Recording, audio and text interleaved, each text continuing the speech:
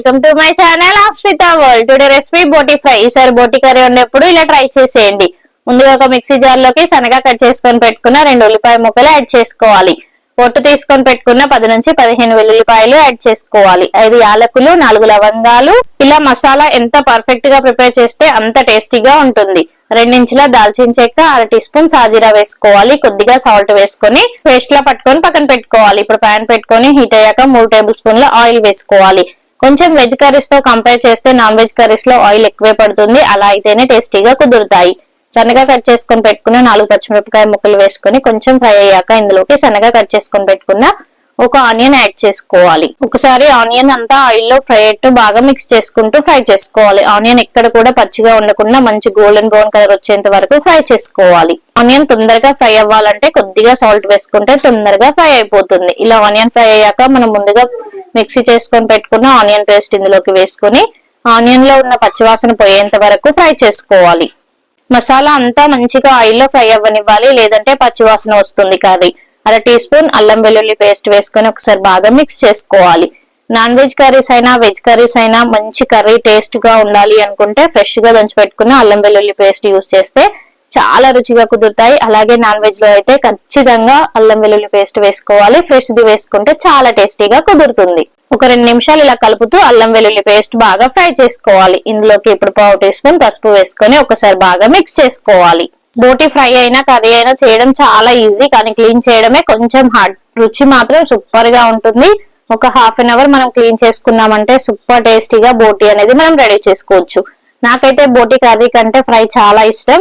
మీరు బోటి కర్రీ తింటారా, ఫ్రై తింటారా కామెంట్ చేసేయండి. ఇలా ఫ్రెష్ గా కట్ చేసుకొని పెట్టుకున్న బోటి ఇందులోకి యాడ్ చేసుకోవాలి. నేను ఇక్కడ కేజీ బోటి తీసుకున్నాను. ఇలా క్లీన్ చేసుకున్నాక మనకు 3/4 కేజీ వరకు బోటి అనేది రెడీ అవుతుంది. ఇందులోకి వేసుకొని ఆయిల్ లో మంచిగా ఫ్రై చేసుకోవాలి. మనం వేసిన మసాలా అంతా బోటికి పట్టేట్టు ఇలా కలుపుతూ ఫ్రై చేసుకోవాలి. ఎక్కడ కూడా పచ్చివాసన లేకుండా ఇలా ఫ్రై చేసుకోవాలి. అలా అయితేనే బోటి కమ్మగా ఉంటుంది. చూసారు కదా వీడియోలో, మంచిగా బోటి అనేది కలర్ చేంజ్ అవుతూ ఫ్రై అవుతుంది. ఇలా మంచి గోల్డ్ కలర్ ఫ్రై చేసుకుంటే సూపర్ గా ఉంటుంది. చాలా టేస్టీగా ఉంటుంది. మనం చపాతీలోకైనా తినేయొచ్చు, రైస్ లోకైనా తినేయొచ్చు. బగారా రైస్ లోకి అయితే చాలా బాగుంటుంది. ఇలా మధ్య మధ్యలో కలుపుతూ ఫ్రై చేసుకోవాలి.